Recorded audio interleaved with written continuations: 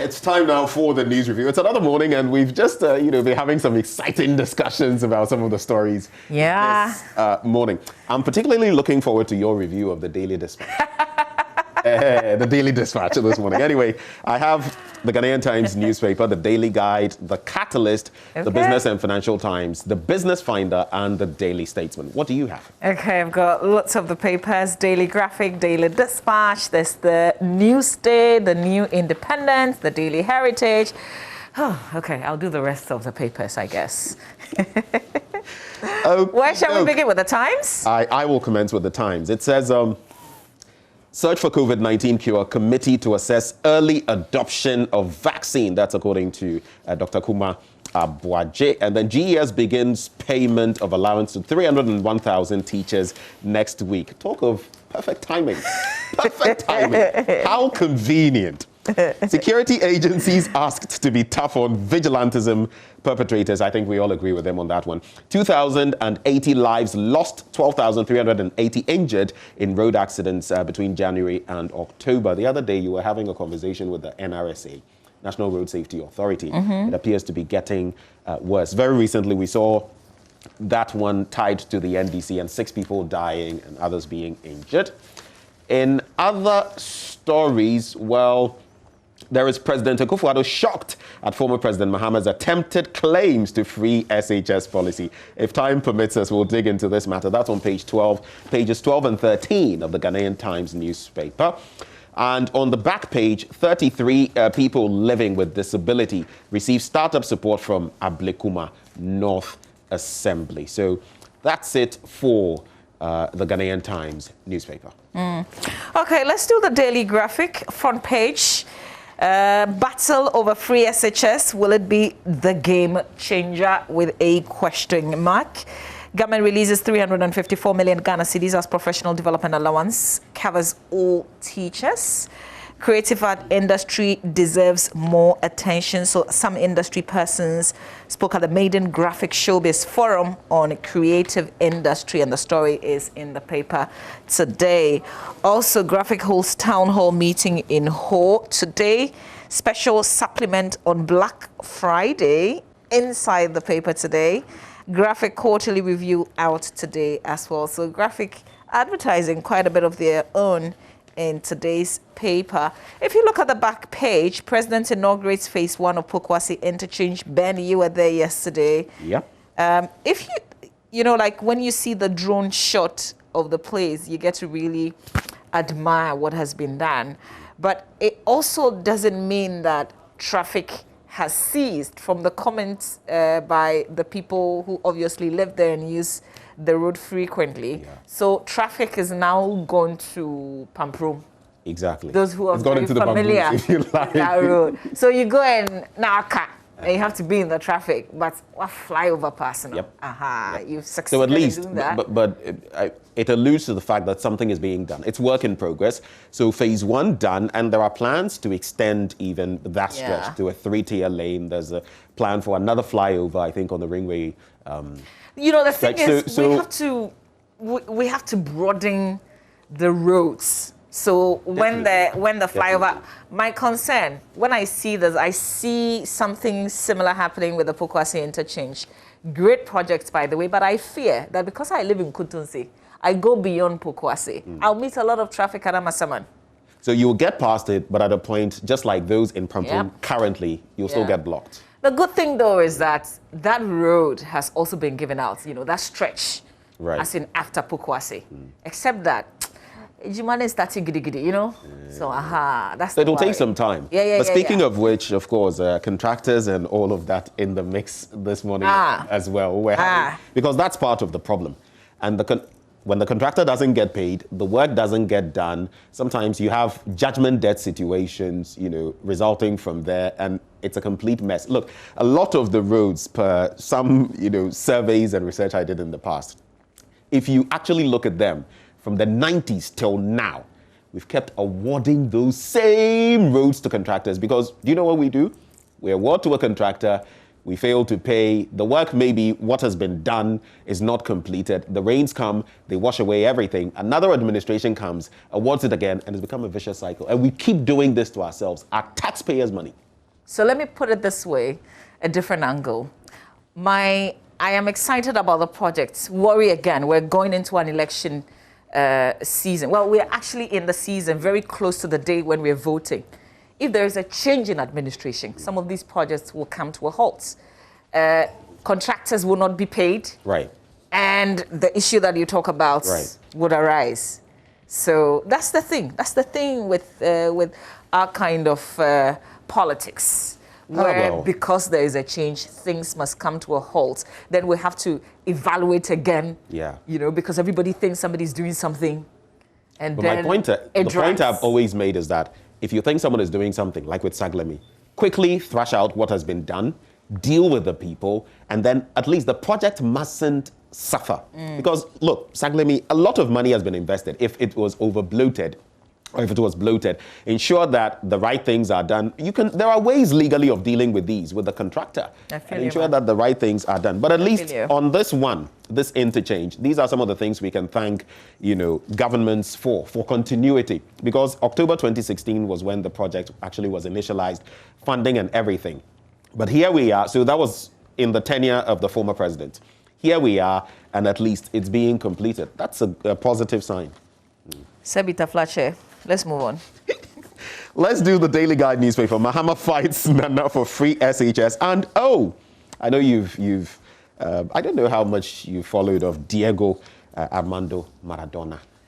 Oh, it depends. I guess it really depends on the year that you were born, like how much of him you saw on the pitch. I don't remember that, but of course I remember hearing his name. Right. And then I guess the drags, all the... His wild attitude. Exactly. Manager of football teams and all of that. Yeah, and then he managed Argentina, didn't he? Well, I didn't know about Argentina, but I know in recent times he's managed some clubs. Yeah, and all the drama surrounding, but they say he, like, the best ever in the world. Yeah. Well, that's a title he's always fought for with Pelé of Brazil. There's that rivalry between Brazil and Argentina. Pelé said something really sweet, that someday they will be playing football in the skies. Oh, my God, that's beautiful. He did? Yes. I've not seen Tributes. Wow. To Diego Maradona. And there's this image out there trending on social media. It's a cartoon animation. It shows Maradona with one hand off and handing it back to God, who actually has a hand off. You know that because goal of the World Cup goal. The hand of God goal. I thought that was beautiful. Anyway, he's passed on at the age of 60, cardiac arrest. He had recently had a surgery for a clot in his brain. Akufo-Addo has kept faith with Inzimas. That's according to Freddie Wasimeu-Blay.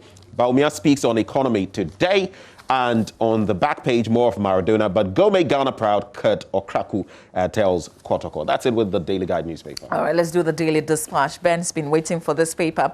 I am shocked. Mahama claims he started free SHS.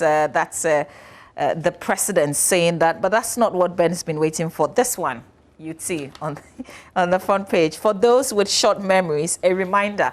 Why is Ben Efson reminding us? That's because of the prediction yesterday where he says Akufo-Addo is going to win first round over 50%. He gave I think around 50? 52%. Okay. It's almost a reversal of what he put forward in 2016. And then people quickly reminded him, you did this in 2016 and the swerve. And then he comes back this morning, he says, Jack, you're with short memories. Let me remind you the polls that I've done over the years. So tell that's him, what you see. 2000, Ben Efson's polls, Kufuor to win in runoff, and then actual results, Kufuor won in runoff. 2004, he says Kufuor to win first round, Kufuor won first round. 2008, runoff winner by 50,000 votes, Mills won runoff by 40,000 votes. But, tick. Yeah. And then 2012, Mahama to win in first round. Mahama won first round. 2016, bombshell. So another tick, but 2016. Mahama to win first round. Akufo-Addo won in first round. Right. So Ben Efson says, listen, don't judge me just based on 2016. Wait a minute. He is refreshing your memory. So now, with this reminder, you can make up your mind. So to be fair, he would have, 4 out of 5 is an 80%, success rate or correct rate. That is 4 correct, 1 wrong. But the point is, if he gets it wrong this time, 2 back-to-back. What do you think that would do for his credibility? Because already some of what, I mean, yesterday on Campaign Trail, we put the question out there, and some people were very, what's the word?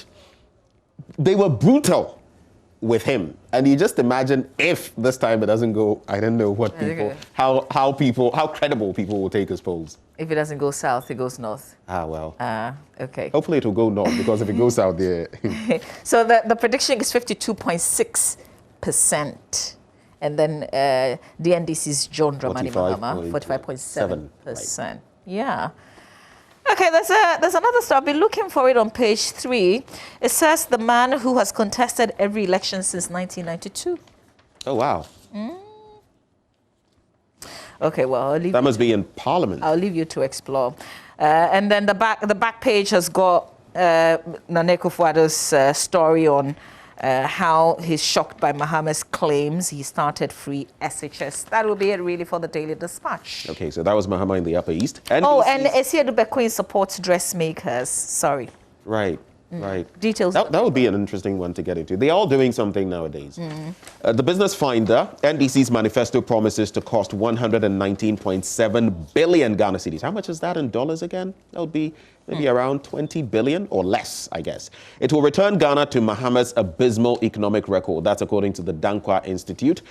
Picture there of Mr. Richard Ahiagba, Executive Director. Dr. Baumia, of course, like we've said, speaking on the economy today, and the FDA builds capacity of 56 small-scale businesses. Let's move on to the next one. All right, let's see. Let me do the Independent, the new Independent newspaper. Front page, rejects Mahama's plea. Akufo-Addo tells Ghanaians, says presidency not for trial and error. Also, Akufo-Addo is running Sakawa government. Mahama jabs. So, Charlie, this last minute one, dear, this person jabs the other person, you know. And I like the documentary that we're coming up with, Politics of Prophecies. Isn't it? Yeah. Yep. Charlie. Okay, so plenty other stories in the new Independent newspaper, including this one. Pastor's life threatened for stopping a by-force marriage of girl by mother. That's in the paper today. I wish I could touch on it, but we'll go back to it after we tell you what's making the headlines. Yes. Akufo-Addo is a dictator under this democracy. Mahama says he can shut down the internet on election day. So more and more being said. Recently, he was talking about the NCA and things that could have been down. Now he's talking about the president shutting down the internet. Is that even possible? 70% of SHS graduates can't enter university, but John Mahama says a better free SHS and TVET education are coming. That's an interesting one. Those are the highlights in the Catalyst newspaper. All right, let me take you to the Daily Heritage. Front page, I'm coming to pay you. Mahama promises contractors. Clote Wulomo rallies support to develop OSU. Emergency safe home for gender-based violence launched. An assembling of Nissan vehicles in Ghana begins next year. That's what you find when you grab the Daily Dispatch by way of what's on the front page. Well, the final paper I'll do, because the Daily Statesman basically carries the same stories that we've been talking about all on the MPP, so I would not repeat that. But the BNFT, iron and steel industry, to add $5 billion to economy under NED's project. Then rising power transmission losses cost over $150 million in 10 years. And there's also the GRA meets revised 2020 revenue targets, optimistic at achieving pre-pandemic targets. So it's a wrap from my end with regard to the headlines. Okay, let me do the last one, which is the Ghanaian Publisher. This story is of interest. Ghana opts for Pfizer and Moderna COVID-19 vaccines for deployments. There's the Director General of the Ghana Health Service speaking there. I'll come back and tell you what he's been saying with regards to the vaccines. Oh, and then Yana Catholic bishops rally support for the Electoral Commission. Okay. Right, so maybe let's start from the Ghanaian Times newspaper and maybe some COVID-19 related matters to kickstart the conversation on page 12. And it says committee to assess early adoption of vaccine, which actually delves into what you were just saying. Ghana has constituted a technical working group to assess the possibility of early deployment of the coronavirus disease vaccines developed by Pfizer and Moderna following its higher efficacy. The Director General of the Ghana Health Service, Dr. Patrick Kumar-Boaje, has announced. According to him, the committee would soon come out with the timelines for the adoption and deployment of the vaccines immediately it is released. And he explained that the clinical trials conducted by Pfizer and Moderna, both American pharmaceutical giants, revealed that the vaccines were 98 and 94% efficacious, respectively. You know, the batches that have come out from different companies, they have different levels of efficacy and, you know, what the implications are for using one over the other and all of that. So I guess from our standpoint, these two have been settled on based on their own, you know, studies and the level of efficacy, 98 and 94%. But maybe a little bit of a worry in that none of them is, I mean, 100%, at least not what I've seen so far. So there's still, even with them, there is still that minute possibility of still contracting the virus. Okay, so I'm surprised that we're not paying attention also to the University of Oxford, because it also has developed a vaccine which is way cheaper. I think they are one of the first to come out with. So well, maybe it's the technical committee that's working. I guess this Oxford announcement is also pretty new, so maybe that's why it's not been considered yet, because we're told that it is highly effective of stopping people developing COVID-19 symptoms, and that's a large trial. Is the percentage there? Like I think about 70% protection, but the researchers say the figure may be as high as 90% by tweaking the dose.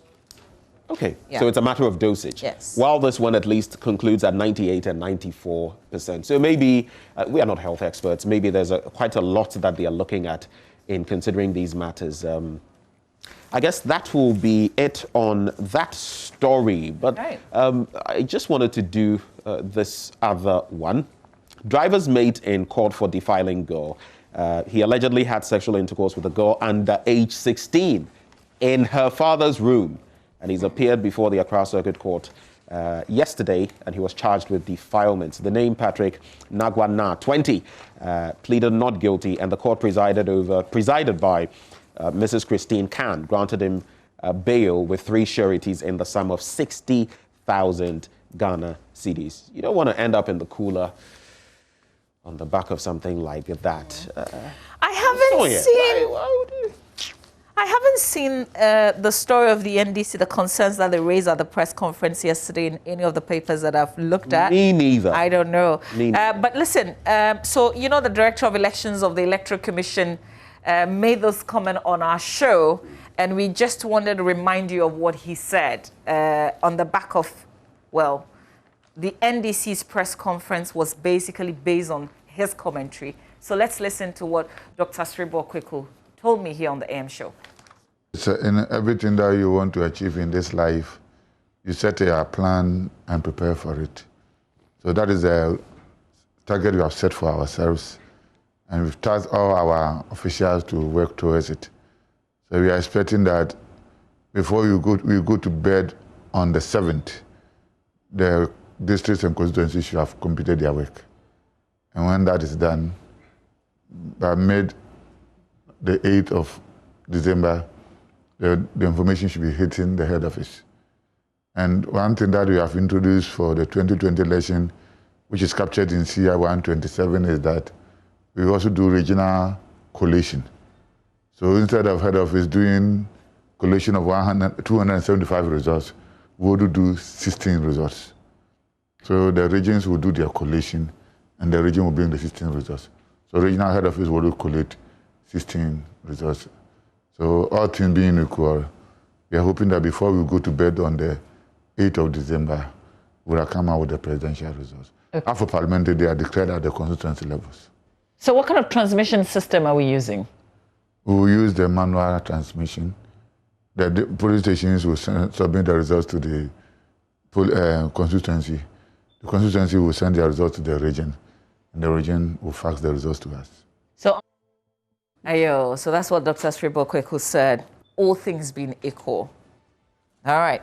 So that was an interesting one there with Dr. Srivo Kweku. Quite, some highlights on some of the matters that are still raging now. Exactly, and what the NDC is reacting strongly to, because they say that it is not possible that you can get the results a day after voting, considering all the challenges. But I also asked him that. Remember when he mentioned the canoe and all the tools that they travel with? So they appreciate the challenges on the ground, but they are saying that if they put everything together, we should get the results a day after. The NDC disagrees. Well, from the Daily Guide newspaper, just this one, the headline will suffice. Ekwapim Polo to return to court on January 29, and we all know what happened there. Posing nude or semi-nude with her son. And so I guess it's an example for all of us. You can put whatever you like on social media, just be careful. Oh, it's not an example for all of us. Example for the slayers. Must I say like don't, I should don't put everybody in that bracket. I shouldn't call it. Hit it right there. Sure. Yeah. Well, I don't think we have enough time for the online portals, but Mama V. Well, David will be kind enough. Let's just take a look at what is on my JoyNews. Let's do it. Let's do it. Yeah. Thank you, David. Okay, so real quick, the second cycle institutions debate. This was the all debate, second cycle institutions. Yeah, this was the debate on education. Right. That was held yesterday. So a recap of that on myjoyonline.com. You can get there and see what the various parties have been saying. So the NDC saying that they're going to abolish the double track. NPP saying, no, if you do that, you're going to hurt the free SHS. PNC, the other parties have also their alternate, the alternative arrangement. So you can check it out. Ghana's active COVID-19 cases dropped to 775. That's the latest. EC publishes 2020 special voters list. Voting is on the 1st for the special voters. Free SHS is doing the magic for girl-child education, says a deputy education minister. Plenty other stories on myjoyonline.com. Please make time. But before we go, who's your seamstress or tailor? Auntie B of Smart Clothing, and then Ajwa of Ajwa Clothing. But recently I've been wearing a lot of Auntie B. Right. So this is from Auntie B. The fabric is Woodin, by the way. Yes. Le Créateur. Oh, you speak French. Say it. Le Créateur. Say it again. Le Créateur. Okay, go to Woodin. Any Woodin store, grab a fabric and sew something beautiful for yourself. Since you're shouting out yours, mine is by Mrs. Eshen. We'll leave it like that. But you should check out the brand if you love this. Anyway, it's time now for us to run away from here. Sports is up next. Do stay.